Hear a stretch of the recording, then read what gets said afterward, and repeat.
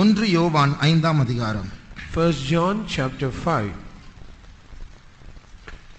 14 15 வசனங்களை வாசிப்போம். Let's read verse 14 and 15. நாம் எதையாகிலும் அவருடைய சித்தத்தின்படி கேட்டால் அவர் நமக்கு செவி கொடுக்கிறார் என்பதே அவரை பற்றி நாம் கொண்டிருக்கிற தைரியம். நாம் எதை கேட்டாலும் அவர் நமக்கு செவி கொடுக்கிறார் என்று நாம் அறிந்திருந்தோமானால் அவரிடத்தில் நாம் கேட்டவைகளை பெற்றுக்கொண்டோம் என்றும் அறிந்திருக்கிறோம். And this is the confidence that we have in him, that if we ask anything according to his will, he heareth us. And if we know that he heareth us, whatsoever we ask, we know that we have the petitions that we desire of him. இன்றைக்கு மதங்கள் எல்லா நாடுகளிலும் இருக்கிறது. மதங்கள். Today we find religions in almost every country. இந்த மதங்கள் எதை காட்டுகிறது, எதற்கு அத்தாட்சியா இருக்கிறது என்றால், அது உண்மையோ தவறோ தேவனை தேட வேண்டும் என்கிறதான ஒரு ஆவல் மனுஷனுக்குள் உள்ளாகவே இருக்கிறது. And we do not know whether these religions are true or not, but however it speaks about there's a desire of every human to seek God. ஏதோ ஒரு விதத்தில் கடவுளை தேட வேண்டும் என்கிற ஒரு தன்மை மனுஷனுக்குள் இருக்கிறபடினால் தான் இத்தனை மதங்கள் இருக்கிறது. ஆனால் துரதிர்ஷ்டவசமாக அந்த ஃபோக்கஸ், அந்த முறை மாறி இருக்கிறது. In some any other sense, there is a desire in every man to seek God, and because of that there are so many religions like this, but unfortunately the approach is different. ஆனால் நாம் கர்த்தருக்கு நன்றியா இருக்க வேண்டும். சரியான முறையின்படி கர்த்தரை தேடும்படியாக கர்த்தர் நமக்கு வழியை தந்திருக்கிறார். But we all have to be so grateful to our God. God has given a very proper approach in a very proper way to seek our God. அதை பற்றி தான் இப்பொழுது நாம் வாசிக்க கேட்டோம். தேவ சித்தத்தின்படி நாம் எதை கேட்டாலும் அவர் நம்முடைய ஜெபத்தை கேட்பார் என்கிற தைரியம் நமக்கு உண்டு.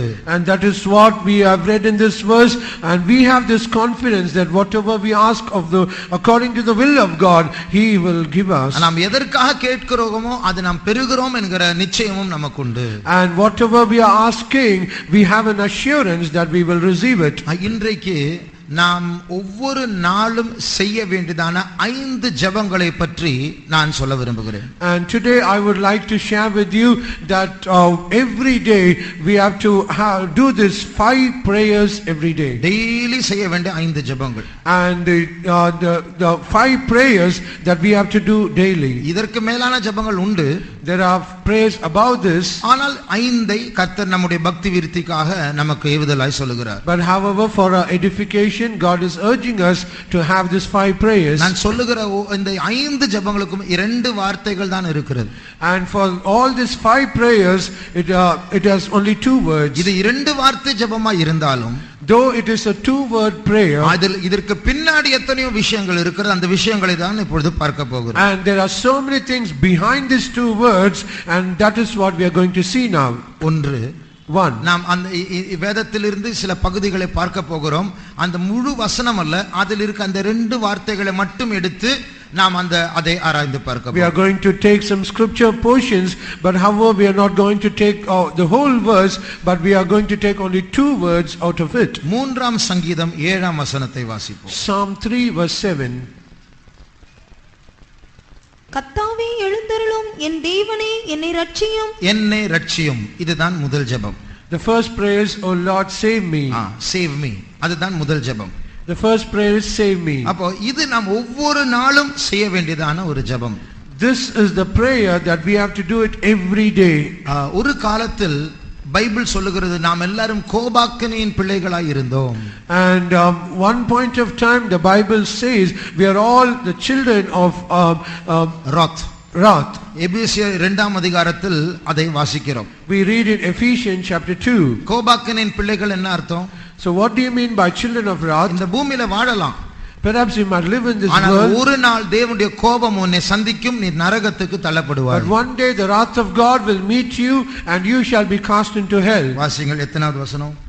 3ஆம் வசனம். அவர்களுக்குள்ளே நாம் எல்லாரும் முற்காலத்திலே நமது மாம்ச இச்சையின்படியே நடந்து நமது மாம்சமும் மனசும் விரும்பினவைகளை செய்து சுபாவத்தினாலே மற்றவர்களைப் போல கோபாக்கினியின் பிள்ளைகளாயிருந்தோம்.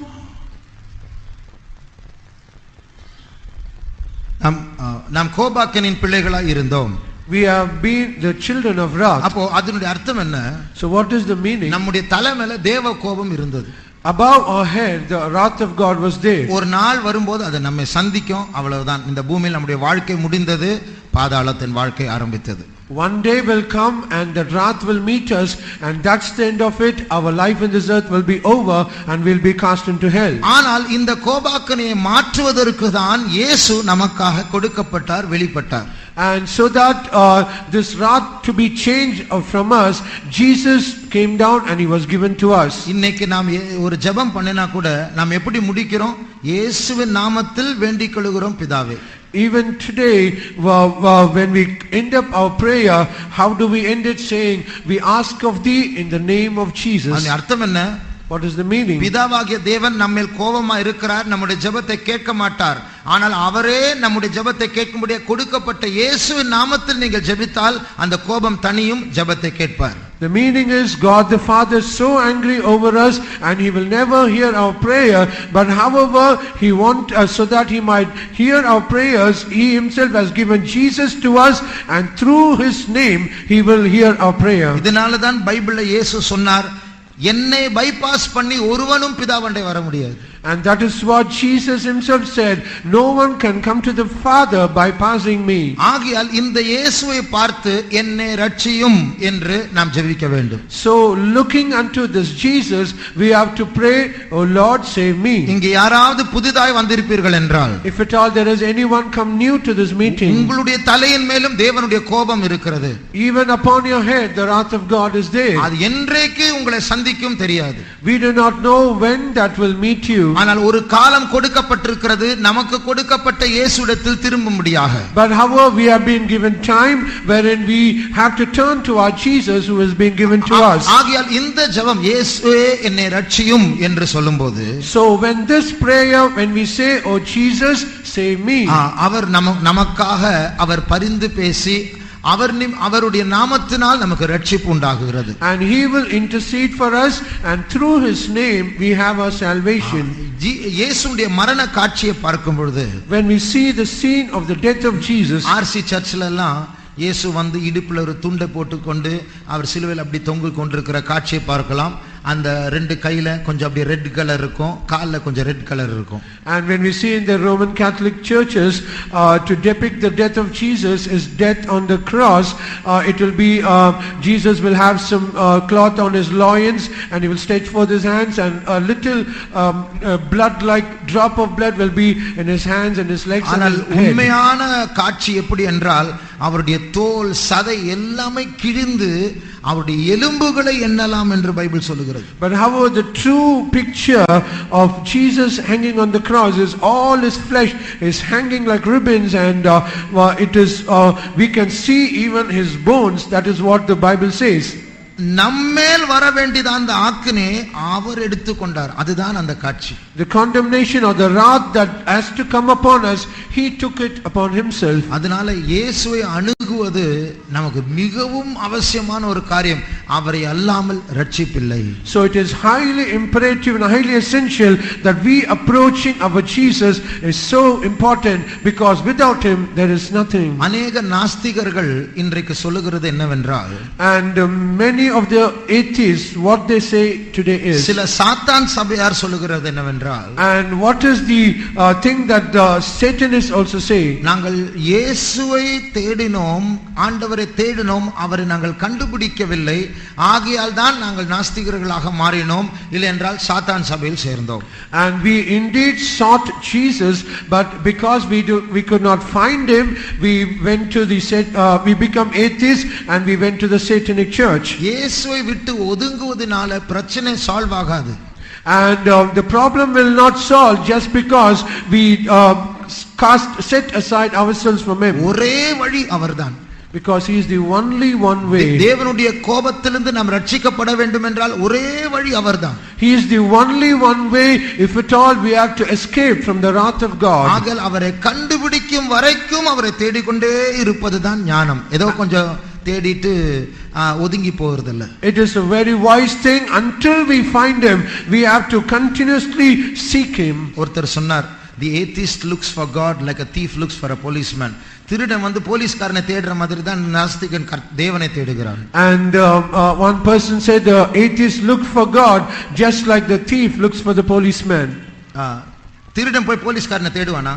Can a thief go and search for a policeman? எங்க ஒளியலாம் எங்க ஒதுங்கலாம் தான் பார்ப்போம். அதே போல தான் நாஸ்திகன் தேவனை தேடவில்லை, ஒளிந்து கொள்ளுகிறான், ஆனால் தேவன் இல்லை என்று மறுக்கிறான். So just in the same way he will the thief only will try to hide himself from the policeman so that he might not be caught. So also the atheists they are trying to hide themselves away from God. அவரை தேடினால் அவர் உங்களுக்கு தென்படுவார். When we seek him he will be found of us. ஒருவேளை நாம் ரட்சிக்கப்பட்டவர்களாய் இருந்தாலும், though perhaps we have been saved, என்னை ரட்சியும் என்கிற வார்த்தை விசுவாசிகளும் ஊழியக்காரர்களும் சொல்ல வேண்டிய ஒரு ஜெபம் தான். and this prayer, oh Lord save me, even the believers as well as the servants of God, they have to say this. ஏனென்றால் நாம் எல்லாரும் அடிப்படையாக ரட்சிக்கப்பட்டோம், ஆனால் ஒரு கடைசி ரட்சிப்பு என்கிற ஒரு ரட்சிப்பு இருக்கிறது. Because all of us basically we are all saved, but there is a final salvation that is to be revealed. எபிரேயர்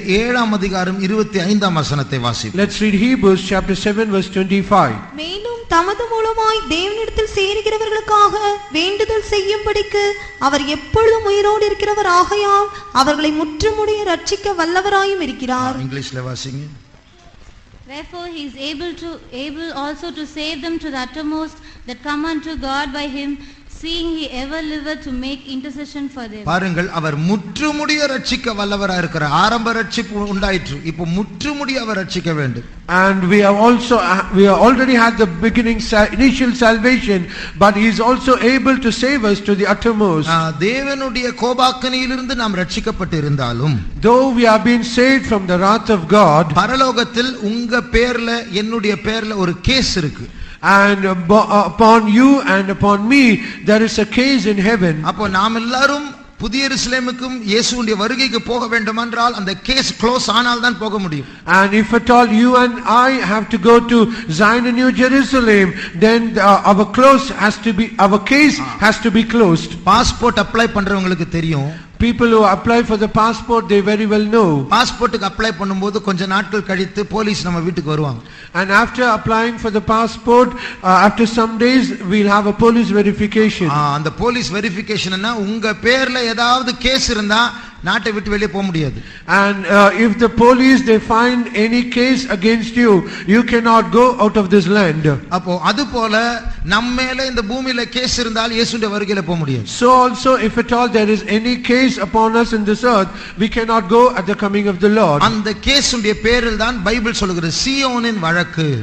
And about that case in the Bible it says the controversy of Zion. அது இப்பொழுது வாசிக்க வேண்டாம். ஏசாயா 34ஆம் அதிகாரம் 8ஆம் வசனத்தில் அதை வாசிக்கலாம். Let's not read it now. We can read it Isaiah chapter 34 verse 8. அப்போ அந்த சீயோனின் வழக்கில் அது சாத்தான் நம்மேல் போட்ட case. And the controversy of Zion, it is a case that the devil had against us. எல்லாருடைய பேர் அங்க இருக்கிறது.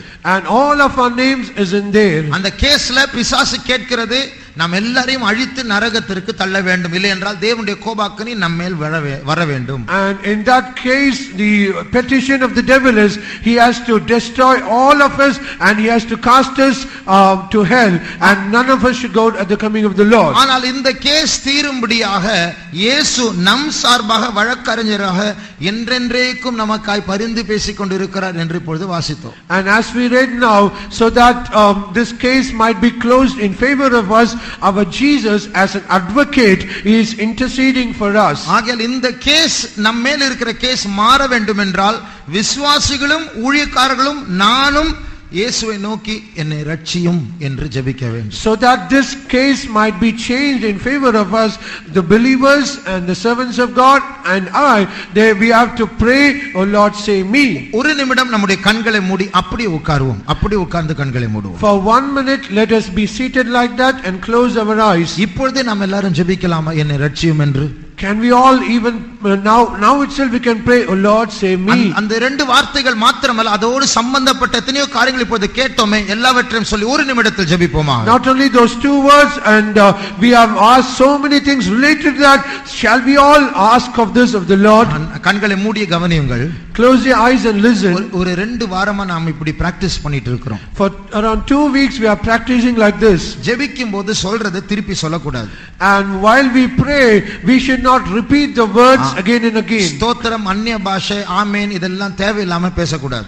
And without necessity we should not say praise the Lord, and we should not speak in tongues. உங்களுடைய ஜெபத்தை வார்த்தையினால் நிரப்புங்கள். And you should fill up your prayer with words. நீங்கள் ஜெபிக்கும் போது வீணாக அலப்ப கூடாது என்று இயேசு சொன்னார்.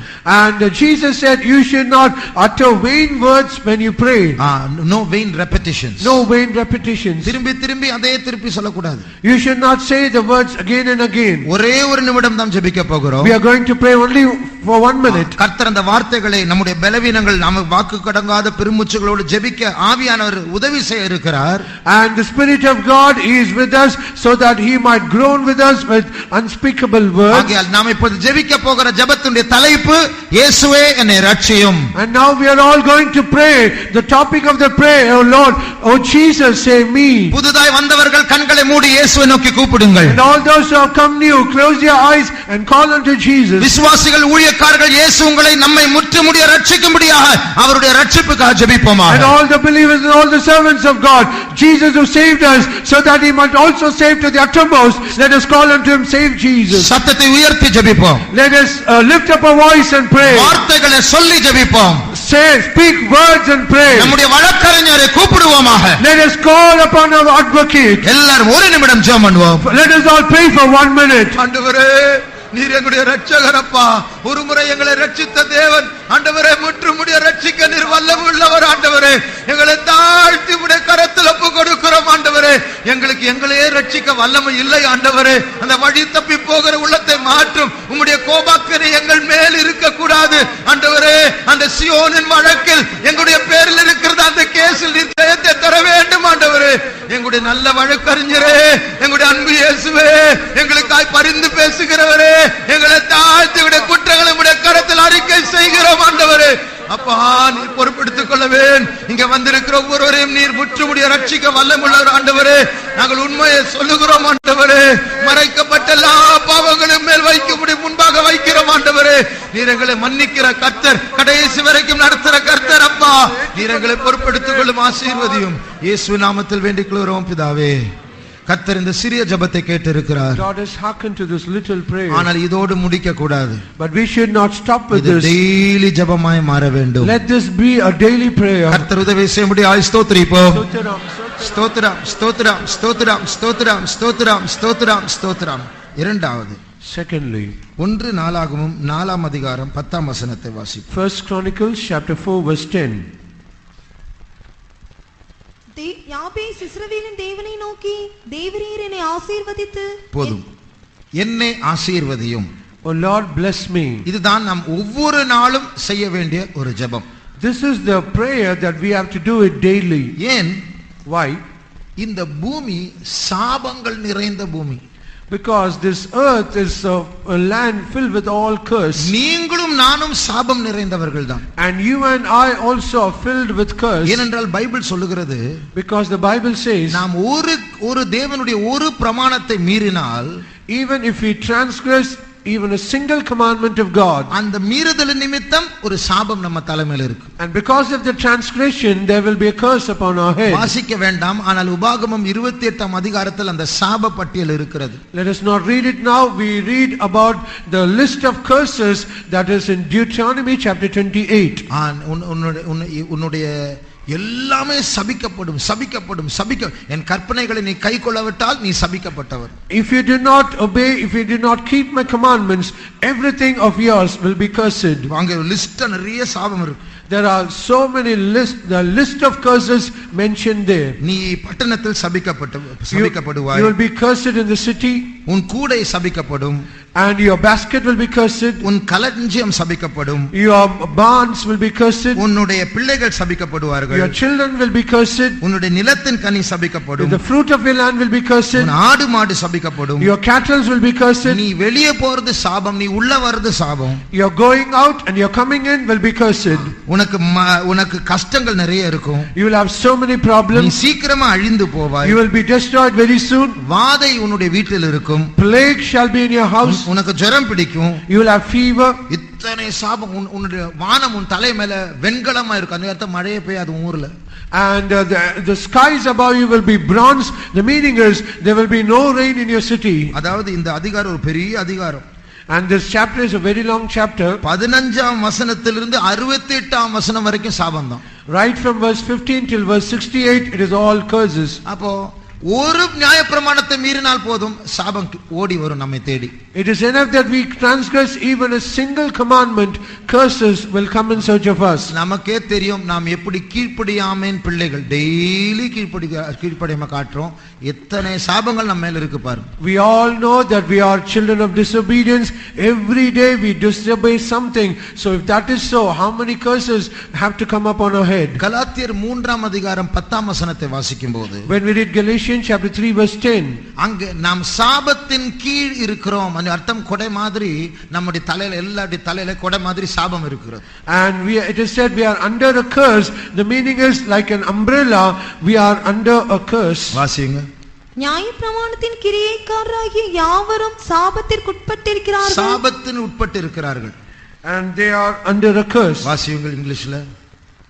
As many as are of the works of the law are under the curse. They are under the curse. சாபத்தின் கீழே இருக்கிறோம். They are under the curse. அப்போ நாம் எல்லாரும் நம் கற்பனைகளை மீறுகிறதுனால சாபத்துக்குள்ள இருக்கிறோம். Because we all transgress the commandments, we are all under a curse. சிலர் முறுமுறுக்குறாங்க, இவங்க அவங்க என்ன சபிச்சிட்டாங்க, எனக்கு பயமா இருக்கு. அவங்க சபிக்கிறதுக்கு முன்னாடி ஏகப்பட்ட சாபம் தலைமையில இருக்கு. Some people they murmur saying the such and such person have cursed me, and because I'm cursed, before they ever cursed us, we are already under a curse. அப்போ முழு மனுக்குலமும் அந்த சாபத்தின் கீழ் தான் இருக்கிறது. The whole mankind is under this curse. இப்போ அந்த சாபம் ரிவர்ஸ் ஆக வேண்டும், மாற வேண்டும் என்றால் தேவன் நம்மை ஆசீர்வதிக்க வேண்டும். So if at all that curse has to be reversed, God has to bless us. தேவன் நம்மை ஏற்கனவே ஆசீர்வதித்து இருக்கிறார். ஆனா அந்த ஆசீர்வாதம் நம்மிடத்தில் வந்து சேர வேண்டும். God has already blessed us, but however that blessing has to come upon us. ஆண்டவர் ஆபிரகாமை ஆசீர்வதித்தார். God blessed Abraham. ஆபிரகாமை ஆசீர்வதிக்கும் போது அவர் சொன்னார், உனக்குள் சகல ஜாதிகளும் ஆசீர்வதிக்கப்படும். And when he blessed Abraham, he said, in thee all nations shall be blessed. அப்ப ஆபிரகாமை ஆசீர்வதித்ததன் மூலமாக நான் உன்னை ஆசீர்வதிக்கவே ஆசீர்வதிப்பேன் என்று சொன்னபோது ஆண்டவர் ஆபிரகாமை மாத்திரமல்ல நம்மையும் நினைத்து ஆசீர்வதித்தார். So when God blessed Abraham and said, in blessing I will bless you, so when he blessed so through Abraham we are also blessed. அப்ப தேவன் ஆபிரகாமை ஆசீர்வதித்த போது, so when God blessed Abraham, அந்த ஆசீர்வாதம் ஈசாக்குக்கு போனது. that blessing went to Isaac, யாக்கோபுக்கு போனது. it went to Jacob, இஸ்ரவேல் ஜனங்களுக்கு போனது. it went to the children of Israel. இயேசு இஸ்ரவேல் ஜனங்கள் மத்தியில் இருந்து அவர் ஒரு ஆசீர்வாதத்தின் ஊற்றாய் மாறினார். Jesus he came forth out of the children of Israel and he became the fountain of blessing. ஆகிய ஃாதருடைய ஆசீர்வாதம் and the blessings of the father, Abraham through Jesus அது நமக்கு வருகிறது. and through Abraham through Jesus it has reached us. வாசிங்கள் கலாத்தியர் அதிகாரம் 3ஆம் அதிகாரம் 14ஆம் வசனத்தை வாசிங்கள். The same Galatians chapter 3 verse 14. ஆபிரகாமுக்கு உண்டான ஆசீர்வாதம் கிறிஸ்து இயேசுவினால் புறஜாதிகளுக்கு வரும்படியாகவும் ஆவியை குறித்து சொல்லப்பட்ட வாக்குத்தத்தத்தை நாம் விசுவாசத்தினாலே பெறும்படியாகவும் இப்படி ஆயிற்று. Now to Abraham and his seed were the promises made, he saith not 14. and to seeds, 14ஆம் வசனம். that the blessing of Abraham might come on the Gentiles through Jesus Christ. போதும் பாருங்க, நான் சொன்ன அப்படியே இருக்கு. the blessing of Jesus, அதாவது ஆபிரகாமுடைய ஆசீர்வாதம் இயேசு கிறிஸ்துவின் மூலமாக புறஜாதியாரின் மேல் வர வேண்டும். The blessing of Abraham might come on the Gentiles through Jesus Christ. ஆண்டவர் ஆபிரகாமை எப்படி ஆசீர்வதிச்சா தெரியுமா? Do you know how God blessed Abraham? எபிரேயர் 6ஆம் அதிகாரம் Hebrews chapter 6 19ஆம் வசனத்தை வாசிங்க. when we read verse 19, ரெண்டு மாறாத விசேஷங்கள் அங்க தான இருக்கு. 18ஆம் வசனம். நமக்கு முன் வைக்கப்பட்ட நம்பிக்கை பற்றி கொள்ளும்படி அடைக்கலமாய் ஓடி வந்த நமக்கு இரண்டு மாறாத விசேஷங்களினால் நிறைந்த ஆறுதல் உண்டாகும்படிக்கு எவ்வளவேனும் பொய்யுரையாத தேவன் அப்படி செய்தார். ஆண்டவர் பொய்யே சொல்ல மாட்டார். God will never utter a lie. அந்த பொய் சொல்லாத தேவன் நம்மை ஆசீர்வதிக்கும் போது இரண்டு மாறாத விசேஷத்தினால் ஆசீர்வதித்தாராம். God who cannot lie, so when he is blessing us, he did it with two immutable things. அதனால அது மாறாத விசேஷங்கள்? And what are those two immutable things? 13ஆம் வசனத்தை வாசியுங்கள். Let's read verse 13. ஆபிரகாமுக்கு தேவன் வாக்குத்தத்தம் பண்ணினபோது ஆணையிடும்படி தம்மிலும் பெரியவர் ஒருவரும் இல்லாதபடியினாலே தமது பேரிலே தானே ஆணையிட்டு. பாருங்கள், இங்கே வாக்குத்தத்தம் என்று வாசிக்கிறோம். Here we read about a promise. ஆண்டவர் பொய்யுரையாத தேவன். Our God is a God who cannot lie. அவர் வாக்குத்தத்தம் பண்ணினால் அது ஒரு மாறாத விசேஷம். So when he promised, then it is an immutable thing. ஆனால் அவர் வாக்குத்தத்தம் பண்ணினது மாத்திரமல்ல, And not only he promised, அவர் அந்த வாக்குத்தத்தத்தில் ஆணையிடுகிறார் தன் பேரில். என்னுடைய பேரில் நான் ஆணையிடுகிறேன். அது இரண்டாவது மாறாத விசேஷம். And he not only promised, but he swore by himself, by his name, because it is an immutable thing. 16ஆம் வசனத்தை வாசியுங்கள். Verse 16. மனுஷர் தங்களிலும் பெரியவர் பேரில் ஆணையிடுவார்கள், உறுதி பண்ணும்படிக்கு ஆணையிடுதலை சகல விவாதத்திற்கும் முடிவு. திருப்பி ஆணைந்தா இருக்கா? திருப்பி வாசிங்க. மனுஷர் தங்களிலும் பெரியவர் பேரில் ஆணையிடுவார்கள், உறுதி பண்ணும்படிக்கு ஆணையிடுதலை சகல விவாதத்திற்கும் முடிவு. ரெண்டு தடவை ஆணையிடுதல். இங்கிலீஷ்ல swearing and oath, சத்தியம் பண்றது. அந்த ஆண்டவர் பிராமிஸ் பண்ணது மாத்திரமல்ல, தன் பேரில் ஆணையிடுகிறார். ரெண்டு காரியம் மாறாத விசேஷம் இருக்கு. And there are two things. God not only swears, but also he makes an oath. இப்ப 14ஆம் வசனத்தை வாசியும். Verse 14. நிச்சயமாக நான் உன்னை ஆசீர்வதிக்கவே ஆசீர்வதித்து. அதாவது நான் உன்னை ஆசீர்வதிப்பேன் என்று சொல்வது ஒரு promise. அது மாறாத ஒரு விசேஷம். And I will bless thee is one promise, that is an immutable thing. ஆனால் அவர் நான் உன்னை ஆசீர்வதிப்பேன் என்று சொல்லாமல் நிச்சயமாகவே உன்னை ஆசீர்வதிக்கவே ஆசீர்வதிப்பேன் என்று சொல்வது அது ஒரு ஆணையிடுதல். promise plus swearing. And when he says surely blessing, in blessing I will bless thee, it is not only swearing but also an oath. அப்ப ஆண்டவர் கண்டிஷன் இல்லாமலே நம்மை ஆசீர்வதிக்கிறார். So unconditionally God is blessing us. நிச்சயமாய் உன்னை ஆசீர்வதிக்கவே ஆசீர்வதிப்பேன். Surely I will bless you. அது Abraham மூலமாக, இயேசு கிறிஸ்துவின் மூலமாக புறஜாதியராக நமக்கும் வந்திருக்கிறது. நிச்சயமாய் ஆசீர்வதிக்கவே ஆசீர்வதிப்பேன். And it came through Abraham, through Jesus Christ, and it has came to upon us, our Gentiles. அதனாலதான் bless me, என்னை ஆசீர்வதியும் ஆண்டவரே என்று நாம் ஆண்டவரிடத்தில் உரிமையோடு ஜெபிக்கலாம். So that's for that reason we can pray with all rights, claim and say bless me. இன்றைக்கு வெறுமை, வறுமை, வறட்சி இது எல்லாவற்றும் காரணமே நம்முடைய தலைமையில் இருக்கிற சாபம் தான். And the reason for today emptiness, poverty and barrenness, it is because it is the curse is upon our head. சில தீராத வியாதிகள், தீராத சண்டைகள் இதெல்லாமே நம்முடைய தலைமையில் இருக்கிற சாபத்தினுடைய விளைவுகள் தான். And there are many of the incurable diseases and unsolved problems in their life, it is because the consequences of the curse upon our heads. அந்த சாப கொடை மாற்றப்பட வேண்டும் என்றால் என்னை ஆசீர்வதியும் என்று ஆண்டவரை நோக்கி நாம் கேட்க வேண்டும். So that this curse or that umbrella has to be changed in our life, we have to pray unto God, oh Lord bless me. ஒரு நிமிடம் நம்முடைய கண்களை மூடி நாம் இந்த ஜெபமும் செய்யலாமா? Can we all close our eyes for 1 minute and shall we pray this? இயேசு எனக்காக சாபமானார்.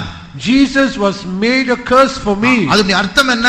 என் மேல் வர வேண்டிய சாபத்தை அவருடைய சிலுவை மரணத்தினால் அவர் உரிந்து கொண்டார். The meaning is the curse that is should come upon us on the cross of Calvary, he has stripped it out. கண்களை மூடி பாருங்கள். Just close your eyes and see. நம்மை, நம்முடைய குடும்பத்தை, நம்முடைய பிள்ளைகளை, நம்முடைய வம்சத்தை சபிக்கிற சில சாபங்கள் நம்முடைய தலைமையில் இருந்தாலும், and though there are so many curses that is cursing our family, our relations and our household, இப்பொழுது அந்த கொடையை தாண்டி நாம் ஜெபிக்க போகிறோம். we are going to surpass that umbrella and pray. ஆபிரகாமின் தேவனை பார்த்து ஜெபிக்க போகிறோம். Looking unto the God of Abraham we are going to இயேசுவை pray. பார்த்து ஜெபிக்க போகிறோம். Looking unto Jesus we are going to pray. என்னை ஆசீர்வதியும் ஆண்டவரே. Oh Lord bless me. இப்படி ஜெபிக்கும்போது when we pray so, நாம் விசுவாசிக்க வேண்டும். we have to believe. நிச்சயமாய் உன்னை ஆசீர்வதிக்கவே ஆசீர்வதிப்பேன் என்கிற வார்த்தை, we have to believe sure in blessing I will surely bless you. அது அந்த சாப கொடையை கிழித்து என் தலைக்குள் வர போகிறது. It is going to tear that umbrella and it is going to rest upon my head. இதை விசுவாசிக்கிற வலது கரத்தை உயர்த்துவோமாக. And all those who believe this, lift up your hands. அப்படியே உயர்த்தி ஜெபிப்போம். ஆண்டவரே என்னை ஆசீர்வதியும். Keeping all the hands lifted up, let us pray, oh Lord bless me. இருதயத்தை திறந்து, வாயை திறந்து ஜெபிப்போம். Let us open our heart, open our mouth and pray. எனக்குள்ள வீட்டுக்குள்ள குடும்பத்துக்குள்ள இருக்கிற எல்லா சாபங்கள் மாறட்டும். In me, in my family, let all the curse be removed. ஆண்டவரே எங்களை ஆசீர்வதிக்கவார். எங்களுடைய தலையில் இருக்கிற எல்லா சாபங்கள் மாறட்டும் ஆண்டவரே. ஆசீர்வதிக்கிற தேவனே, அப்பா நீர் கூட வர வேண்டும் ஆண்டவரே. எங்கள் மத்தியில் இருக்கிறவர் உங்களுடைய கையை வைத்து எங்களுடைய தலை ஆசீர்வதிக்க வேண்டும் ஆண்டவரே. Thank you Lord, thank you Jesus. தெய்வமே எங்களோடு ஆசீர்வதிக்கிற தேவன், எங்களுடைய தலையில் இருக்கிற அந்த சாப கொடை நீர் கிழித்து அந்த ஆசீர்வாதம் எங்கள் மேல் எங்களுடைய பிள்ளைகள் மேல் இருக்கட்டும் ஆண்டவரே. அந்த நியாயப்பிரமாணத்தோடு சம்பந்தப்பட்ட எல்லா சாபங்கள் மாறட்டும் ஆண்டவரே. ஸ்தோத்திரம் இயேசுவே, நீர் எங்களை bless பண்ணும். இங்க வந்திருக்கிற ஒவ்வொருவரையும் நீர் ஆசீர்வதிக்க வேண்டும் ஆண்டவரே. ஸ்தோத்திரம் இயேசுவே, ஸ்தோத்திரம் இயேசுவே, ஸ்தோத்திரம் இயேசுவே, ஸ்தோத்திரம் அப்பா, ஸ்தோத்திரம் ஸ்தோத்திரம் ஸ்தோத்திரம். ஆனால் அவர் ஆசீர்வதிக்கிறது போல நாமும் மற்றவர்களுக்கு ஆசீர்வாதத்தின் ஊற்றாய் மாற வேண்டும். And as he blesses us, we have to become channels of blessings to others. ஆண்டவர் ஆபிரகாமை ஆசீர்வதித்தது மாத்திரமல்ல, அவர் ஒரு ஆசீர்வாதமாய் மாறினார் எல்லா ஜாதிகளுக்கும். And not only God blessed Abraham, Abraham himself he blessed all nations through him. ஆனால் அப்படி ஒரு ஆசீர்வாதமாய் மாறும்படியாக Abraham கடுமையாய் சோதிக்கப்பட்டார். So that Abraham could become such a blessing, he was tested very roughly. அப்பா கிட்ட ஈசாக்கு கேக்குறான், விறகு இருக்கிறது, ஆடு எங்கப்பா? And looking into his father, Isaac asking, oh father, we have the wood, but where is the sacrifice? அவனுடைய இருதயம் எப்படி உடைஞ்சிருக்கும்? Just imagine how the heart of Abraham would have been broken. ஆண்டவர் திடீரென்று கத்தியை அவன் மேல் வைக்காதே. And suddenly God said unto Abraham, lay not thy hand upon the land. அப்பொழுதுதான் இந்த ஆசீர்வாதம் வந்தது, நிச்சயமாய் உன்னை ஆசீர்வதிக்கவே ஆசீர்வதிப்பேன். And then only this blessing came. In blessing surely I will bless you. யோசேப்பை ஆண்டவர் ஆசீர்வதித்தார். God blessed Joseph. ஆனால் யோசேப்பு மற்றவர்களுக்கு ஆசீர்வாதமாய் மாறுவதற்கு முன்பாக கடுமையாய் 13 வருஷம் சோதிக்கப்பட்டார். And before Joseph became a blessing to others, for 13 long years he was tested very hard. லைஃப்ல நிறைய அநியாயங்கள் நடந்தது. There were so many injustice happened in his life. Annanmar செய்கிற தவறு நிமித்தம் அவரை குடிக்குள்ள போட்டான். And because of the wrongdoing, தவறு அப்பா கிட்ட சொன்னது நிமித்தம், and because he reported the wrongdoings of his brethren to his father, he was cast into the pit. பரிசுத்தத்துக்கு நின்றது நிமித்தம் ஜெயிலில் அடைக்கப்படுகிறார். Because he stood for holiness, he was cast into the prison. அவர் மறக்கப்பட்டது போல இருந்த தேவன் அவரை மறந்தது போல இருந்தது.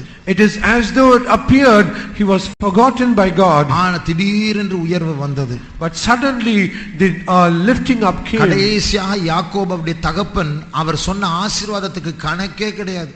And finally his father Jacob, the blessing that said unto him is innumerable. அந்த இப்ப வாசிக்க ஆதியாகமம் 49ஆம் அதிகாரத்தில் இருக்கிறது.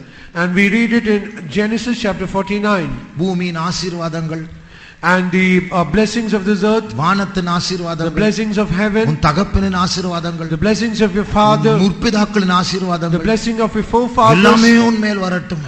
everything should come upon you.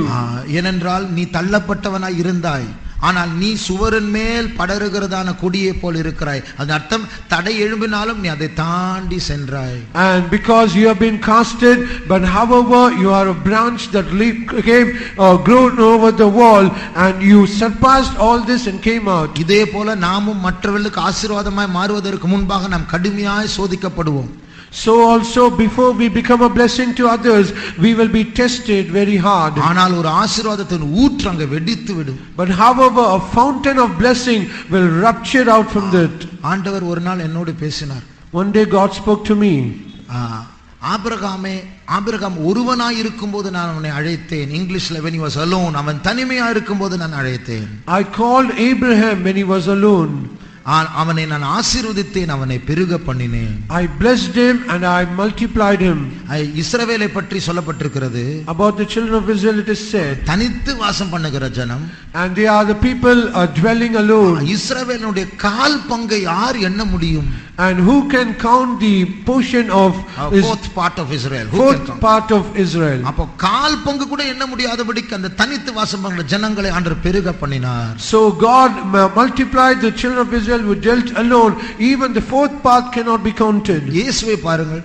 Look unto Jesus. அவர் எல்லாரும் ஒதுக்கப்பட்டார், தள்ளப்பட்டார், கூட இருந்தவர்கள் அவரை விட்டு ஓடி போனார்கள். He was rejected, despised, and even he was left alone by all those who were with him. ஆனால் அங்கேதான் முழு பூமிக்கும் ஆசீர்வாதம் இருந்தது. But in that place there was a blessing upon whole earth. அதே போல ஆண்டவர் என்னோடு பேசினார், உன்னையும் நான் தனிமையாக பிரிக்க போகிறேன். So also God spoke to me, I am also going to separate you alone. முழு குடும்பத்திலிருந்து, பூமிக்குரிய குடும்பத்திலிருந்து என்னை ஆண்டவர் பிரித்தார். என் குடும்பம் என்று சொல்லக்கூடியவர்கள் ஆண்டவர் எடுத்து விட்டார். ஆனால் ஆண்டவர் என்னை பெருகவே பெருக பண்ணினார். And he separated me from my family, and all those who belong to my family also he separated me, and through that he has multiplied me. என்னை ரட்சியும் என்னை ஆசீர்வதியும், ரெண்டு ஜெபங்கள். And two prayers are, save me and bless me. மூன்றாவது, thirdly, என்னை சுத்திகரியும், sanctify me, cleanse me. 51ஆம் சங்கீதம் 2ஆம் வசனத்தை வாசியுங்கள். Psalms 51 verse 2. என் அக்கிரமம் நீங்க என்னை முற்றிலும் கழுவி என் பாவமற என்னை சுத்திகரியும். என்னை Wash me thoroughly from my iniquity and cleanse me from my sin. என்னை சுத்திகரியும், cleanse me. அதாவது நாம் எல்லாருக்கும் உடம்பு சுத்தமா இருக்கணும், போடுற Dress சுத்தமா இருக்கணும், இதை பற்றி உணர்வு நமக்கு இருக்கிறது. We all have an understanding that our body should be clean and our dress that we wear also should be clean. ஆனா ஆத்துமாவின் சுத்திகரிப்பை பற்றி நம்மில் அநேகருக்கு வெளிப்பாடு சுத்தமா இல்லை. But however, majority of us, we do not have the knowledge of the cleansing of our soul. கருப்பு காக்காவுக்கு தன் குஞ்சு பொன் குஞ்சு என்று சொல்லுகிறோம். And we all say the little ones of the black crow, it is golden to it. ஆனா நமக்கு காக்கா குஞ்சா இருந்தாலும் அது கருப்பு குஞ்சு தான். And for us, even the little ones of the crow, it is also black. ஆனால் நம்மை பொறுத்தவரையிலும், தூதர்களை பொறுத்தவரையிலும், தேவனை பொறுத்தவரையிலும், but with respect to us and with respect to God and with respect to the angels, தூதர்களுக்கும் தேவனுக்கும் நாம் காக்கா மாதிரி தான். And for the angels and for God, we are all crows. நம்முடைய பிள்ளைகளை நாம் கொஞ்சுவோம், ஆனால் பரலோகம் பார்க்கும்போது அது தீட்டுள்ள ஜன்ம பாவம் உள்ள பிள்ளை அது.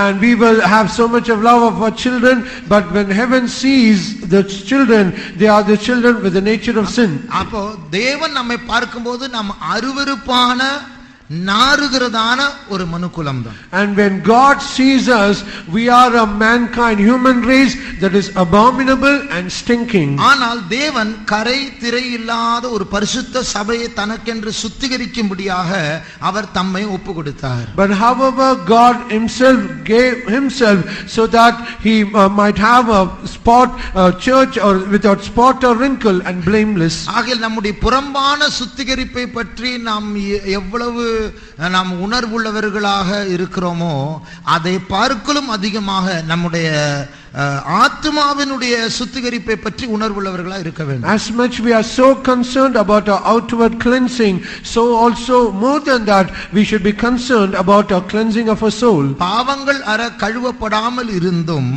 தாங்கள் சொந்த பார்வையில் சுத்தமா இருக்கிற ஒரு ஜாதி உண்டு என்று நீதிமொழிகளில் வாசிக்கிறோம். In the Proverbs we read, there is a nation that though they are not cleansed away from all their sins and uncleanness, they are clean in their own sight. அந்த அர்த்தம் என்ன? What is the meaning? நான் நல்லவன் என்று அவங்களே சொல்றாங்க, அவங்களே mark போடுறாங்க. ஆனா பரலோகம் நீ நல்லவன் அல்ல, நீ அசுத்தமானவன் என்று சொல்லுகிறது. And they themselves say they are okay, they are clean, they are good. But however, heaven certifies they are not clean, you are not clean. தீத்து 2ஆம் அதிகாரம் 14ஆம் வசனத்தை வாசியுங்கள்.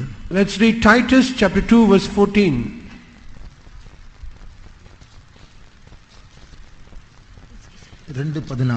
அவர் நம்மை சகல அக்கிரமங்களினின்று மீட்டுக் கொண்டு தமக்குரிய சொந்த ஜனங்களாகவும் நற்கிரியைகளை செய்ய பக்தி வைராக்கியம் உள்ளவர்களாகவும் நம்மை சுத்திகரிக்கும்படி நமக்காக தம்மை தாமே ஒப்பு கொடுத்தார்.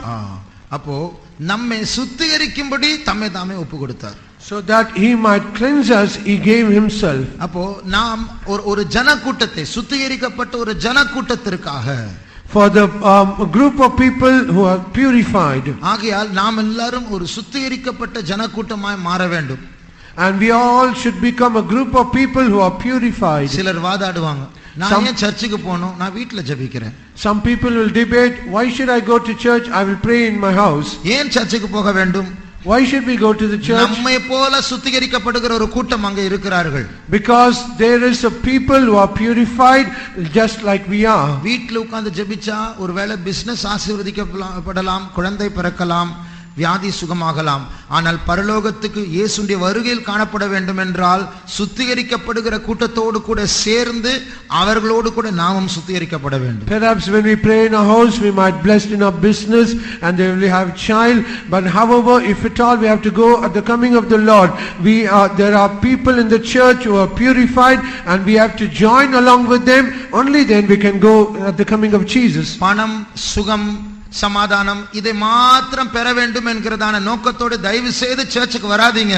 இதை விட முக்கியமான காரியம் உண்டு, என்னை சுத்திகரியும் ஆண்டவரே. And please do not come to the church with the only purpose that I need money, I need healing, I need all the possessions. Please do not come, but come to the church. Oh Lord, please cleanse me. ஒரு நிமிடம் நம்முடைய கண்களை மூடுவோம். Let us all close our eyes for 1 minute. இதற்காக நாம் எல்லாரும் ஜெபிப்போமாக. Let us also pray for this. ஒரு நிமிடம் வார்த்தைகளை சொல்லி என்னை சுத்திகரியும் என்று ஜெபிப்போமாக. For 1 minute let us speak words and say, oh Lord, cleanse me. நம்முடைய உள்ளான பரிசுத்தத்தை பற்றி ஒரு வெளிப்பாடு கர்த்தர் நமக்கு தருவாராக. Let God give us a revelation about our inner purity. என் ஆத்துமா தீட்டுப்பட்டால் என்னுடைய மனது அது புரிய வேண்டும். And if my soul is defiled, I need to realize, understand it. சூடாகும்போது ஒரு நாளைக்கு 3 வேளை குளிக்க தெரியுமே, ஆத்துமாவின் அசுத்தத்தை பற்றி வெளிப்பாடு இருக்கிறதா? And if at all our body gets heated, we know to take bath for 3 times, but do we have an understanding if our soul is defiled? ஒரு நிமிடம் சத்தத்தை உயர்த்தி ஜெபிப்போம். For 1 minute let us lift up our voice and pray. உள்ளான பரிசுத்தத்தை பற்றி ஒரு வெளிப்பாடு கர்த்தர் தருவாராக. Let God give a revelation about our inner purity. ஜெபம் பண்ணுவோம். Let us pray. ஆண்டவரே, எங்களுடைய உள்ளான பரிசுத்தத்தை தான் நீர் விரும்புகிறீர் ஆண்டவரே. இதுதான் உம்முடைய அலங்காரம், நீர் விரும்புகிற அலங்காரம் என்று நாங்கள் அறிந்திருக்கிறோம் ஆண்டவரே. ஆனாலும் அதை மறந்து ஆண்டவரே நாங்கள் தீட்டுப்படுகிற உம்முடைய வாழ்க்கையில் நீர் மன்னிக்க வேண்டும் ஆண்டவரே, நீர் பரிசுத்தப்படுத்த வேண்டும் ஆண்டவரே. அப்பா, உம்முடைய இரத்தத்தினால் நீர் எங்களை கழுவ வேண்டும் ஆண்டவரே. இப்பொழுது ஆண்டவரே நீர் இந்த கரைகளை மாற்றும் மாசற்ற மனவாட்டியாய் மாறும்படியாக உமக்கேற்ற அலங்காரம் உள்ள மனவாட்டியாய் மாறும் ஆண்டவரே. இயேசுவே, உம்முடைய இரத்தம் தெளித்தங்களை பரிசுத்தப்படுத்தும் ஆண்டவரே. நம்முடைய மனதில், நம்முடைய எழுச்சிகளில், நம்முடைய சரீரங்களில் இருக்கிறதான எல்லா பாவ கரைகளை நீர் மாற்றும் ஆண்டவரே. Thank you Jesus, thank you Jesus. அப்பா, நீர் இறங்கி வந்து ஆண்டவரே எங்களை பரிசுத்தப்படுத்தும் உம்முடைய வெளிச்சத்தினால், உம்முடைய ஆவியினால், உம்முடைய இரத்தத்தினால் எங்களை கழுவும் ஆண்டவரே. உமக்காக அந்த சொந்த ஜனம் உருவாக்கப்படும்படியாக நீர் எங்களை பரிசுத்தப்படுத்தும் இயேசுவே. ஸ்தோத்திரம். கர்த்தர் நம்மை பரிசுத்தப்படுத்துகிற தேவனாய் இருக்கிறபடியால் அவரை ஸ்தோத்திரிப்போம். ஸ்தோத்திரம், ஸ்தோத்திரம், ஸ்தோத்திரம், ஸ்தோத்திரம், ஸ்தோத்திரம், ஸ்தோத்திரம், ஸ்தோத்திரம், ஸ்தோத்திரம், ஸ்தோத்திரம், ஸ்தோத்திரம். என்னை சுத்திகரியும் என்கிறதான அந்த ஜெபம் நம்முடைய அன்றாட ஜெபமாய் மாறட்டும். Cleanse me, that prayer, let it be our daily prayer. நம்முடைய உள்ளான அலங்காரத்தை பற்றி உணர்வுள்ளவர்களாய் நாம் மாறுவோமா. Let us all be knowledgeable, understanding about our inner beauty. நாலாவது, Fourthly, 140ஆம் சங்கீதம் முதல் வசனத்தை வாசி. let's read Psalms 140 verse 1. கர்த்தாவே, பொல்லாத மனுஷனுக்கு என்னை தப்புவியும். என்னை தப்புவியும். Deliver me. இது பொல்லாத மனுஷர்களிடத்திலிருந்து மாத்திரமல்ல, நாம் தப்புவிக்கப்பட வேண்டிய எத்தனையோ காரியங்கள் உண்டு. It is not only from evil men, there are so many things that we need to be delivered. இந்த பூமியில் எப்படி சாபங்கள் நிறைய இருக்கிறதோ, As there's a curse, there is so much in this earth. இந்த பூமியில் எப்படி பாவங்கள் நிறைய இருக்கிறதோ, As there is so much of sin in this earth, இந்த பூமியில் கண்ணிகள் நிறைய இருக்கிறது. there is so much snare in this earth. அதனால நாம் அந்த இது ஆத்துமாவை பிடிக்கிற கண்ணிகள். These are the snares which trap our soul. இந்த கண்ணிகளை வைத்து, இந்த சங்கிலியை வைத்து நாம் கட்டப்பட்டவர்களாக இருந்தாலும் நாம் நடக்கலாம், நாம் பேசலாம், நாம் சிரிக்கவும் செய்யலாம். And even though we have been trapped, chained with these snares, we can walk, we can speak, even we can laugh. ஆகையால் என்னை தப்புவியும். For that reason, deliver me. நமக்கு அடிக்கடி கண்ட்ரோல் பண்ண முடியாத கோபம் வருதா? And is it that often we get angry that is uncontrollable? அது ஒரு கண்ணி. That is a snare. நமக்கு சில உலக ஆசைகள் இருக்கிறதா? Do we have some worldly pleasures? நகை விட முடியல. We are not able to leave the அந்த jewels. குறிப்பிட்ட ஆடம்பரமான வஸ்திரங்களை விட முடியல. We are not able to that specific fashionable garment. இத வச்சு நடக்கலாம், சிரிக்கலாம், பேசலாம், ஆனா அது கண்ணி அது. And with this we can walk, we can talk, we can laugh, but there is a snare in it. உடம்பு கட்டப்படல, அதனால ஃப்ரீயா இருக்க நினைக்க கூடாது. ஆத்துமாவில் நிறைய கட்டுகள் இருக்கும். And because your body is not bound, do not think that you are free, but there is so many bindings in your soul. இந்த கட்டு ஒரு கட்டா இருக்கிறது இப்போ தெரியாது. இயேசு வரும்போது கைவிடப்படும்போது தான் ஐயோ என்று கூப்பிடுவோம். அப்பொழுது உணர்ந்து பிரயோஜனம் இல்லை. This binding perhaps we might not realize now, but when Jesus comes it will be revealed. On that day, even though we cry, "Oh unto me," there is no use on that. அப்பொழுதுதான் என் ஆத்துமாவின் கால் எங்கேயோ சிக்கி இருக்கிறது என்று மேலே போகாமல் இருக்கும்போது தான் தெரியும். And only then on that day we can realize the leg of my soul, it is trapped somewhere and we are not able to deliver ourselves. இன்றைக்கு அநேகருடைய குடும்ப சூழ்நிலை, அநேகருடைய வேலை இன்றைக்கு அவங்களுடைய ஆத்துமாவுக்கு கண்ணியா இருக்கிறது. And today many of the family situation and their workplace situation, it is a great snare to their soul. பணம் சம்பாதிக்கலாம், தேவனுக்கு டைம் இல்ல. Perhaps you might earn, but there is no time for your God. பிரியமானவர்களே, இந்த உலகமே நம்மை தேவனை விட்டு பிரிக்கும்படியாகவே அமைக்கப்பட்டிருக்கிறது. Beloved, the whole world, it has been organized in such a way only to trap us. நம்ம எக்ஸ்கியூஸ் கொடுக்கலாம், எனக்கு டைம் இல்ல அப்படி இப்படின்னு. வீட்ல ஜெபிக்கிறோமா? கூட்டங்களுக்கு வரக்கூடிய டைம் கிடைக்கும் போது கூட்டங்களுக்கு வருகிறோமா? Perhaps we might give excuses saying, "I do not have time, I have to go here and there," but when we have time, when we get chances, opportunities, do we come for the meeting? Do we pray? ஊழியம் பண்ணுகிறவர்கள் யாரா இருந்தாலும் சரி, அவங்க Sunday school டீச்சர்ஸா இருக்கட்டும், area லீடர்ஸா இருக்கட்டும், மற்ற ஊழியங்களை செய்கிறவர்களா இருக்கட்டும், சண்டே மாத்திரம் வந்தால் போதாது, அதனுடைய ஜீவியம் பாதிக்கப்படும். People who do the ministries of God, whether it be a Sunday school ministry or area leaders or ministry or the other ministry, they should never be a people who come only for the Sunday morning service. கண்ணில மாட்டிட்டு வராமல் இருக்கிறதுக்கு கண்ணியை support பண்ணாதீங்க, ஆண்டவருக்கு support பண்ணி வெளியே வருவதற்கு வாய்ப்பு தேடுங்க. And after being trapped in that snare, do not support the snare, but find ways to join along yourself with God. ஒரு நிமிடம் நம்முடைய கண்களை மூடுவோம். Let us close the eyes for 1 minute. யாராவது அப்படிப்பட்ட கண்ணிகளில் சிக்கி இருக்கிறோம் என்றால், if at all some of us are trapped in that snare, என் வாழ்க்கை முன்னேறாமல் ரிவர்ஸ்ல போயிட்டு இருக்கிறது, and my life there is no progress, but how I'm going backward. வீட்டில குடும்ப ஜெபம் பாரம்பரியத்திற்கு பேருக்காக 5 நிமிஷம் 10 நிமிஷம் நடக்குது, and in my house the family prayer just for our tradition's sake, it is only for 5 or 10 minutes. ஆண்டவரை நேசிக்கிற ஜெபம் இல்லை. There is no prayer with love for God. 3 நாட்களுக்கு முன்பாக ஒரு ஊழியக்கார சகோதரன் என்னிடத்தில் போன் பேசினார். And 3 days ago a servant of God, he talked to me through phone. அவர் சொன்னா, நான் ஜெபிக்கும்போது நான் ஜெபிக்க மாட்டேன், நான் இயேசுவை நேசிக்கிற மாதிரி தான் சும்மா இன்ஃபார்மலா ஒரு ஆளோட பேசுற மாதிரி பேசுவேன். And he said, when I pray, I will not pray as though I love my Jesus, I will pray only. No, I do not pray as a formality, I pray as though I love my Jesus like a person.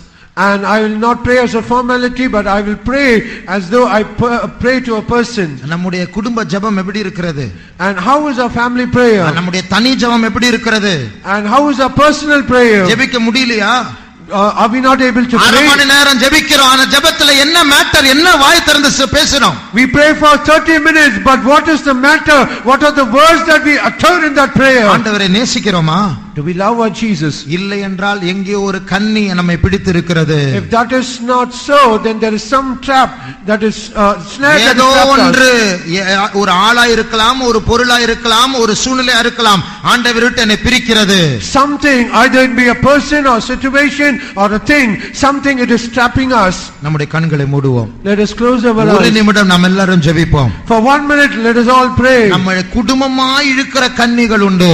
There are snares which collectively drag us. நம்மை தனிப்பட்ட விதத்தில் நம்மை இழுக்கிற கண்ணிகள் உண்டு. There are snares that is dragging us individually. நம்மை சபையாக இயேசுவை விட்டு பிரிக்கிற கண்ணிகள் உண்டு. There are snares collectively as a church. It is dragging us away from அதை Jesus. புரிந்து கொண்டு ஒரு நிமிடம் சத்தத்தை உயர்த்தி ஜெபிப்போமா? Understanding that, let us lift up our voice and pray for 1 minute. என்னை தப்புவியும் என்று ஜெபிப்போமா? Let us pray, oh Lord, deliver me. ஆண்டவரே, நாங்கள் தாழ்த்தி உம்மை கெஞ்சுகிறோம் அப்பா. எங்களுடைய கால்கள் எத்தனையோ காரியங்களில் சிக்கி இருக்கிறது. இந்த பிசாசானவன் ஒரு கண்ணியில் அல்ல பல கண்ணியில் எங்களை அகப்படுத்தி விட்டான். ஆண்டவரே, எங்களுக்கு முன்னாடி மாதிரி ஜெபிக்க முடியல, பாட முடியல, விசுவாசிக்க முடியல, உம்மை நேசிக்க முடியல, பரிசுத்தமா இருக்க முடியல, சாந்தத்தை காத்துக்கொள்ள முடியல. அப்பா, அந்த கோபம் என்ற கண்ணியிலிருந்து, அந்த உலக சிந்தை, அந்த பாவ பழக்கம், அந்த ரகசிய பாவங்களிலிருந்து நீர் விடுதலை தருகிற கர்த்தர் ஆண்டவரே. அந்த தகாத உறவுகளிலிருந்து நீர் விடுதலை தருகிற தேவன் ஆண்டவரே. அப்பா, ஸ்தோத்திரம் இயேசுவே. தெய்வமே, நீர் எங்களை காப்பாற்ற வேண்டும் ஆண்டவரே. உம்முடைய இரக்கம் எங்களோடு இருக்கட்டும் ஆண்டவரே. நீர் எங்களை பரிசுத்தப்படுத்துகிற கர்த்தர். இங்கே வந்திருக்கிற பிடிபட்டிருக்கிற ஒவ்வொருவரையும் நீர் விடுவிக்க வேண்டும் ஆண்டவரே. கண்ணி தெரித்தது என்று நாங்கள் சாட்சி சொல்லும்படியாக நீர் எங்களை விடுவியும் ஆசீர்வதியும் ஆண்டவரே. இயேசு நாமத்தில் வேண்டிக் கொள்கிறோம் பிதாவே. கர்த்தர் நமக்காய் ஒரு விடுதலை வைத்திருக்கிறபடியால் கர்த்தரை ஸ்தோத்திரிப்போம். ஸ்தோத்திரம், ஸ்தோத்திரம், ஸ்தோத்திரம், ஸ்தோத்திரம், ஸ்தோத்திரம், ஸ்தோத்திரம், ஸ்தோத்திரம், ஸ்தோத்திரம். கடைசியாக Finally, உன்னத பாட்டு 1 அதிகாரம் 4 வசனத்தை வாசிப்போம். Songs of Solomon chapter 1 verse 4. என்னை இழுத்துக்கொள்ளும். போதும், என்னை இழுத்துக் கொள்ளும். Draw me, O Lord. இதுவும் நாம் ஒவ்வொரு நாளும் ஜெபிக்க வேண்டிய ஒரு ஜெபம். This is also a prayer that we have to do it daily. என்னை ரட்சியும், Save me, என்னை ஆசீர்வதியும், bless me, என்னை சுத்திகரியும், cleanse me, என்னை தப்புவியும், deliver me, என்னை இழுத்துக் கொள்ளும். draw me. அப்போ நாம் எல்லாருக்கும் தெரியும், நமக்குள்ள ஜென்ம பாவம் என்கிற ஒரு பகுதி உண்டு. We all know there is some aspect in us called the nature of sin. அதற்கு நிறைய விளக்கங்கள் உண்டு. There are so many explanations to it. ஏற்கனவே 1-2 பார்த்திருக்கிறோம். Already we have seen 1 or 2. ஒன்று, தி enmity within, உள்ளான சத்துருத்துவம், தேவனுக்கு விரோதமான சத்துருத்துவம் நம்முடைய பிறப்பிலேயே நமக்குள்ள இருக்கிறது. And one is the enmity within, that is enmity towards God. It is right from our birth. இரண்டாவது விளக்கம், first wrong impulse, நம்முடைய முதலாவது வெளிப்படுகிற தவறான பிரதிக்கிரியை. And the second explanation is the first wrong impulse. மூன்றாவது விளக்கம், The third explanation, the independence that leads astray, நம்மை வழி தப்பி போக வைக்கிற சுயாதீனம். that independence that leads astray. இது எல்லாமே மொத்தமாக ஜன்ம பாவம். All together, collectively, they are called the nature of sin. நாம் எல்லாரும் ஆடுகளை போல் வழி தப்பி போனோம். நம்ம எல்லாரும், அதான் ஜன்ம பாவம். And the nature of sin is something, we are all as sheep that has gone astray. அப்ப நாம் எல்லாருக்கும் இயற்கையாகவே ஜன்ம பாவம் என்று சொன்னால் இயற்கையாகவே பிறப்பில் தானே நமக்கு ஆண்டவரை தேடுகிற தன்மை இல்லை, ஆண்டவரை விலகுகிற தன்மை தான் இருக்கிறது. And naturally, because of the nature of sin, right from our birth, we do not have an aspect to seek our God, but rather there is an aspect that we go away from God. இதனால் தான் அநேகர் மதத்தை கொண்டு கர்த்தரை தேடினாலும் அவர்களுக்கு உண்மையான தேவனை கண்டுபிடிக்க முடியாமல் வேற எங்கேயோ போய் சிக்கி விடுகிறார்கள். And this is the reason, through religion, people trying to go closer to God, seek God, they go away from Him. போன வாரம் யாபேஸ்ல யூத் மீட்டிங்ல ஒரு உதாரணத்தை வாலிபர்களுக்கு சொன்னேன். And last week in the youth meeting,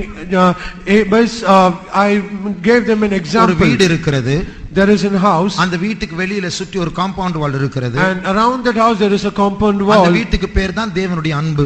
The name of that house is called the love of அந்த God. காம்பவுண்டுடைய பேர் நியாயப்பிரமாணம். And the name of that compound is called law. தேவனுக்குள் இருக்கிறவர்கள், தேவனுடைய அன்புக்குள் இருக்கிறவர்களுக்கு காம்பவுண்ட் வால் அவசியமே கிடையாது.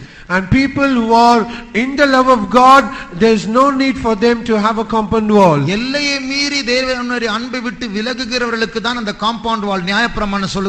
நீ இப்படி பண்ணக்கூடாது, நீ அப்படி பண்ணக்கூடாது என்று அது பிரமாணம் பேசி நம்மை மறுபடியும் தேவனுடைய அன்புக்குள் நம்மை தள்ள அது நம்மை தடை செய்கிறது. And because people who transgress their limits, for them the compound wall is needed, and the law says you should not do this, you should not do this, so that becomes a hindrance for the love of God. ஆனா நம்முடைய ஜன்ம பாவம் நமக்கு தப்பான ஒரு சுவிசேஷத்தை சொல்லிக் கொடுக்கிறது. But however, our nature of sin, it gives us a wrong gospel. அந்த வீட்டுக்குள் இருப்பதுதான் கட்டப்பட்ட வாழ்க்கை. அந்த காம்பவுண்ட் வாலை தாண்டி வெளியே போறதுதான் சுயாதீன சுயாதீனம் உள்ள வாழ்க்கை.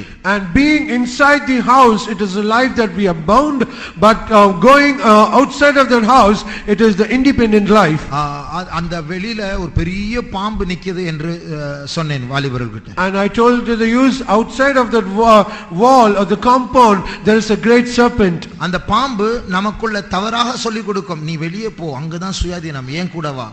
And that serpent will teach us wrongly, you have to come out because there is your independence. இப்படிப்பட்டதான ஒரு தவறான ஒரு சிந்தை, ஒரு சுபாவம், வழி தப்பி போகிறதான ஒரு பேக்ஸ்லைடிங் டெண்டன்சி, அந்த தன்மை இருக்கிறதுனால தான் என்னை இழுத்துக் கொள்ளும் என்று நாம் ஜெபிக்க வேண்டி இருக்கிறது. And because we have this backsliding tendency, it is highly essential that we need to pray, draw me, O God. Daily ஜெபிக்க வேண்டிய ஒரு ஜெபம். This is the prayer that we have to pray daily. இந்த வாரத்துல நாம் எல்லாரும் இது ஒரு ப்ராஜெக்டாக வைக்கலாமா? Can we all have this project throughout this week? இந்த 5 பாயிண்ட் சொல்லி நாம் ஜெபித்தால் குறைந்தபட்சம் ஒரு 15 நிமிஷம் ஆகும். And when we have this 5 points in our prayer, it will take at least 5 minutes. ஆனா இந்த 5 பாயிண்ட் 15 minutes. இந்த 5 பாயிண்ட் ஜெபிக்கிறதுக்கு முன்னாடி ஒரு பாயிண்ட் ஜெபிக்கணும். And before we pray for this 5 points, we have to pray for another thing. எனக்கு ஜெபிக்க உதவி செய்யும் ஆண்டவரே. Oh Lord, please help me to pray. அவ்வளவு பரிதாபமான ஒரு நிலவரத்திற்கு ஒரு குழியில் நாம் விழுந்து விட்டோம். Because we are in a so pathetic pit, we have fallen into it. என்னை இழுத்துக் கொள்ளும், நாங்கள் ஓடி வருவோம். Draw me, O Lord, we will run after you. அப்போ நாம் நியாயப்பிரமாணம் நம்மை தள்ள அவசியம் இல்லை. ஆண்டவர் இழுத்துக் கொண்டால், நீ ஏன் சர்ச்சுக்கு வரல, நீ ஏன் ஜெபிக்கல, நீ ஏன் எப்படி Dress போடுற, ஏன் அப்படி பண்ற, எப்படி நம்ம யாருக்கிட்டையும் போய் கேட்கணும்னு அவசியம் இல்லை. தேவனே நம்மை ஓட வைப்பார் அவருடைய பிரமாணங்களின் வழியாக. There's no necessary for the Lord to drive us to come to the church, and there's no need why you are dressing this, why you do not pray, why you are not coming to the presence of God. It is God himself will draw us and he will push us to his presence. அப்போ தேவனுடைய அன்பு நம்மை ஈர்க்கும்போது, so when God's love is attracting us, எல்லா நியாயப்பிரமாணங்களையும் நாம் நிறைவேற்றுவோம். we can fulfill all the law and commandments. நம்முடைய வாயில கெட்ட வார்த்தை வராது. We will not have bad words in our mouth. நம்முடைய சினிமா பாட்டு ரிங்டோனாக இருக்காது. The cine songs will not be our mobile ringtone. இதெல்லாம் யாரும் சொல்லிக் கொடுக்க வேண்டிய அவசியம் இல்லை. இது தேவனுடைய அன்பு நம்மை நெருக்கி இதையெல்லாம் விட்டு விலக ஏவும். There's no need for us someone to have to say all this thing to us, but the love of God will provoke us to do this. ஆகையால் நாம் தேவனை பார்த்து ஓடி வரும்படியாக ஆண்டவரே சில வாய்ப்புகளை நமக்கு தருகிறார். So God himself gives some opportunities so that we might run toward God's love. நமக்கு பிடிச்ச சில வசனங்கள் இருக்கும். We have some very familiar, very beloved verses to us. அதெல்லாம் அடிக்கடி நீங்க சொல்லுங்க, வாசிங்க. And you have to confess it again and again, and you have to read it. நாம் சில ஆட்களை அணுகும்போது அவங்க பேசுகிற ஸ்பிரிச்சுவல் வார்த்தைகள் நம்ம கர்த்தரண்டை இழுக்கும். அவங்களோட நல்லா பழகுங்க. And when we approach some person where the words they speak, the spiritual words they speak, it will really attract us, so accompany with them more. சில ஆவிக்குரிய பாட்டுகள் இந்த கேட்டா நமக்கு ரொம்ப பிடிக்கும். அதனுடைய மியூசிக் இல்ல, சில பாட்டு நம்ம ஆட வைக்கும். அந்த மியூசிக் கேட்ட அப்படியே அந்த ஆட வைக்கிற பாட்டு இல்ல, நம்ம அழ வைக்கிற சில பாட்டுகள் இருக்கு. அந்த பாட்டுகளை நிறைய கேளுங்க.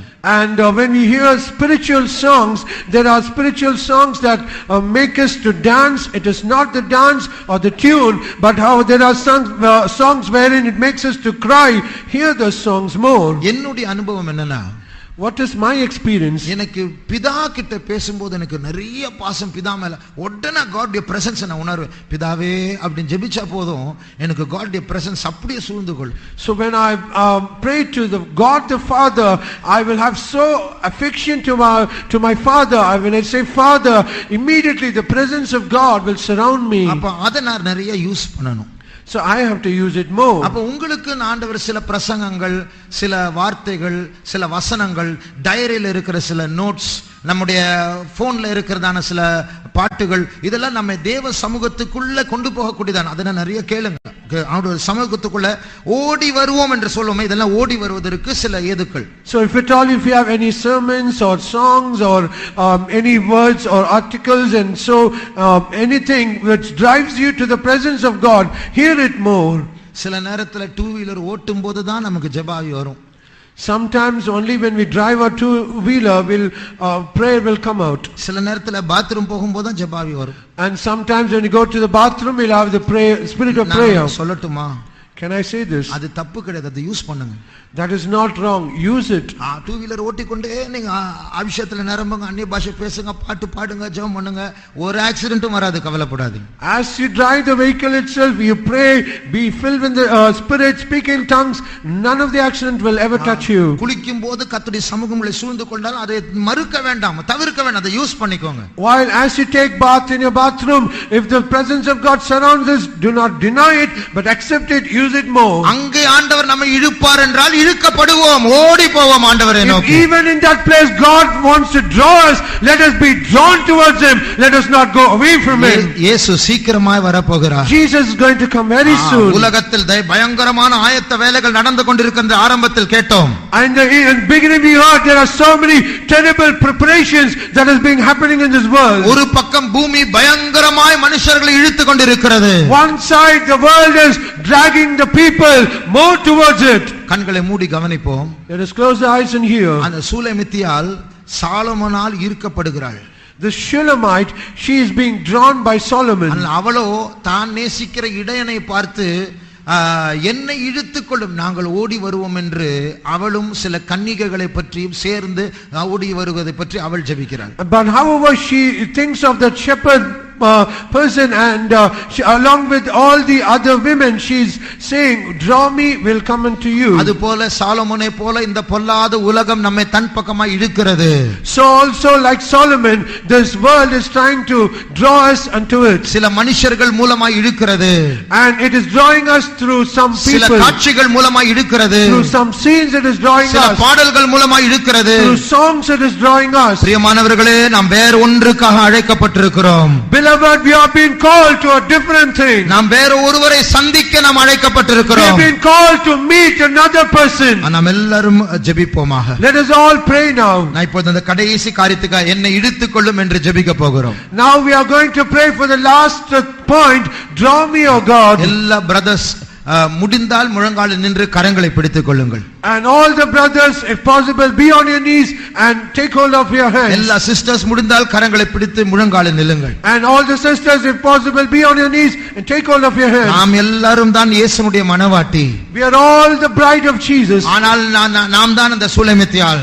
We are also the Shulamite. நம்மை ரெண்டு பேர் இழுக்கிறார்கள். And two persons are drawing us. உலகம் நம்மை இழுக்க பார்க்கிறது. The world is trying to draw us. அந்த ஸ்டைலான உடை, And the stylish garment, அந்த நகை, and the jewels, அந்த பயங்கரமான பதவி, and a high position, அந்த எக்ஸ்ட்ரா பணம், and the extra money, அந்த உயர்ந்த படிப்பு, and the higher education. இதுக்கெல்லாம் பின்னாடி போவதற்கு காலம் அல்ல. It is no more time for we have to go back after இயேசு these. மணவாளன் சீக்கிரமாய் வரப்போகிறார். The bridegroom Jesus is going to come very soon. இருதயத்தில் மணி அடித்துக் கொண்டிருக்கிறதா? Is there a bell ringing in your heart? இன்னும் கொஞ்சம் காலத்தில் வருகிறவர் வருவார். He that is coming soon, he will come. அவர் தாமதம் பண்ண மாட்டார். He shall not tarry. உலகம் இழுக்கிறதே, அவரை நோக்கி ஆண்டவரே நீர் என்னை இழுத்துக் கொள்ளும் என்று எல்லாரும் சேர்ந்து ஜெபிப்போம். The world is trying to draw us, but let us all pray, oh Lord, draw me. எல்லாரும் சேர்ந்து ஜெபிப்போம். Let us all join together and pray. ஆண்டவரே உலகம் எனக்கு வேண்டாம். Oh Lord, I do not need this world. நீர் என்னை இழுத்துக் கொள்ளும் ஆண்டவரே. You draw me unto yourself, நீர் தான் God. என் நாயகன் ஆண்டவரே. You are my husband. நீர் என் மணவாளன் ஆண்டவரே. You are my bridegroom, O God. நம்முடைய மணவாளன் இயேசு அதர்சனமானவராக இந்த ஹாலின் நடுவில் நடந்து கொண்டிருக்கிறார். Our bridegroom is invisible and he is walking in this hall. நம் ஒவ்வொருவருக்கும் முன்பாக நின்று கொண்டிருக்கிறார். He is standing before each and every one of us. அவரை நோக்கி கூப்பிடுவோமாக. Let us call unto him. அவசரமாய் கூப்பிடுவோமாக. Let us call him with urgency. இந்த ஹாலை விட்டு வெளியே போனால் மறுபடியும் சாலமன் காத்துக் கொண்டிருக்கிறான். அதற்கு முன்பாக இயேசுவை பிடிப்போமாக. The moment that we leave this hall, the Solomon is waiting to call us. Before that, let us call unto God. ஒரே மனதோடு ஊக்கமாய் ஜெபிப்போம். Let us focus and let us earnestly pray. எங்களை காப்பாற்று. இந்த உலகம் நம்மை வசீகரிக்கிறதப்பா. நீர் எங்களை இழுத்துக் கொள்ளும் இயேசுவே. உம்முடைய அன்பை எங்களை இழுத்துக் கொள்ளட்டும் இயேசுவே. Thank you Jesus. Thank you Jesus. இயேசுவே. Thank you Lord. துதா ரபௌ ஷபக் கரமானியா துதா. அப்பா எங்கள் நாயகனே, எங்கள் நாயகனே, எங்களை இழுத்துக் கொள்ளும் இயேசுவே. உம்முடைய வல்லமை நீர் தாரும் ஆண்டவரே. உம்முடைய அழகை நாங்கள் பார்க்க வேண்டும் ஆண்டவரே. Thank you Jesus. Thank you Jesus. ஸ்தோத்திரம் இயேசுவே.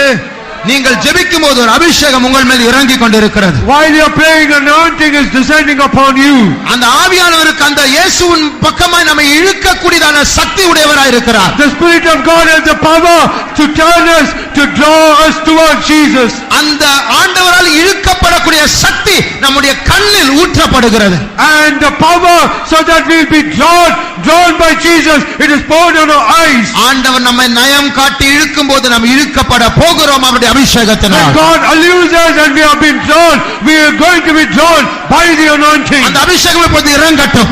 Let the anointing descend now. ஐம்புலன்களில் இறங்கட்டும். Let it descend upon your நம்முடைய mind. மனதிற்குள் இறங்கட்டும். Let it descend on your mind. நம்முடைய நாவுக்குள் இறங்கட்டும். Let it descend on your tongue. ஆத்மாவுக்குள் இறங்கட்டும். Let it descend on your soul. அந்நிய அன்புகள் ஓடி போகட்டும். Let all strange love depart. அந்த உலகம் ஓடி போகட்டும். Let the world depart. எனக்கு இயேசு போதும். I need Jesus only. அந்த இயேசு போதும் அபிஷேகத்தை பெற்றுக்கொள்வோமா? Let us receive the anointing when we say Jesus only.